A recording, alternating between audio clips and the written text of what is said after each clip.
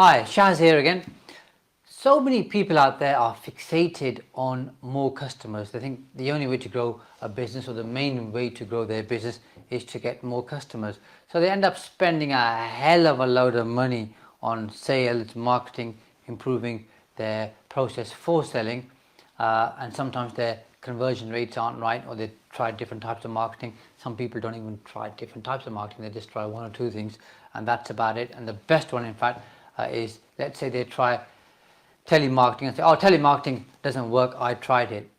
Yet what the truth is, that the way that they tried it doesn't work, which means that they weren't able to make it work, as opposed to, obviously, it doesn't work, because it does work, because so many people do it.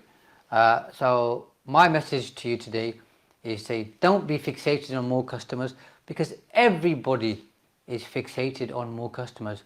And we know, being in business, that if everybody's doing one particular thing, we ought to be doing the exact opposite, because you're more likely to be successful that way. So what are some of the things you could be doing to grow your business without being fixated on customers? But the first one, and the most important one, I would say, is to grow your numbers, is to get your pricing right. A lot of people don't pay much attention to their pricing. They don't even know if they're making the right margins, if they've got different products or services. They don't even know which ones are the most profitable.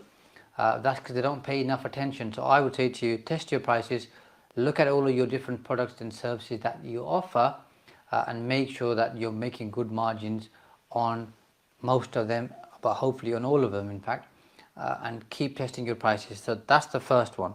And you got to be brave, because people think, oh, if I increase my prices, everybody's going to stop using me.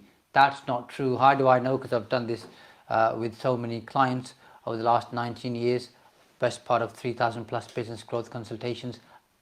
It works.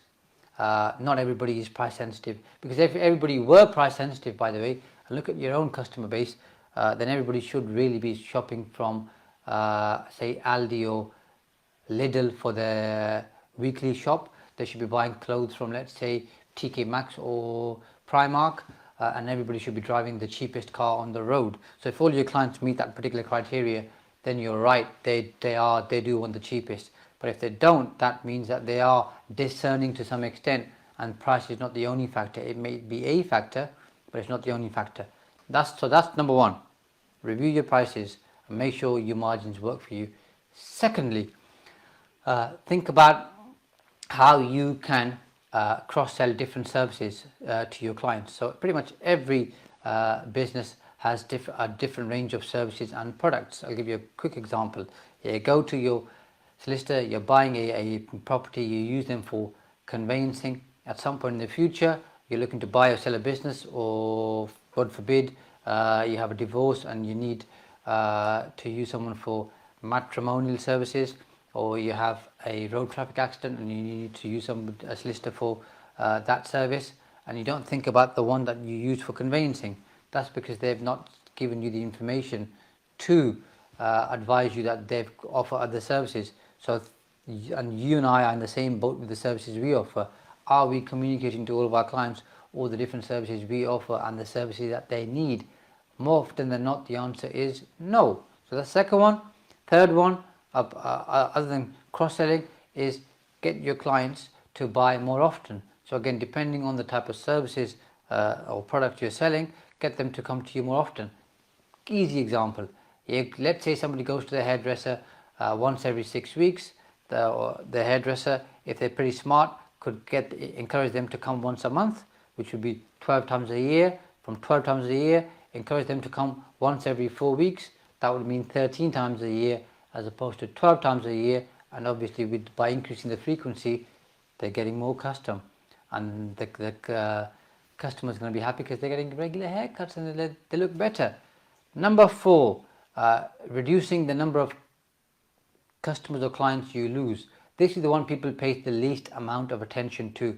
What's the point of being fixated on getting more customers, spending more on sales and marketing, and yet losing the customers that you have? So work out your churn rate, work out how many clients that you are losing every year, and then fix that leaking bucket. If you're losing, let's say, 15% of your clients, come up with a better customer service program so that you lose, let's say, 10% of or 8% of your customers because every time a customer leaves you, it costs you more to replace them. Makes perfect sense, doesn't it?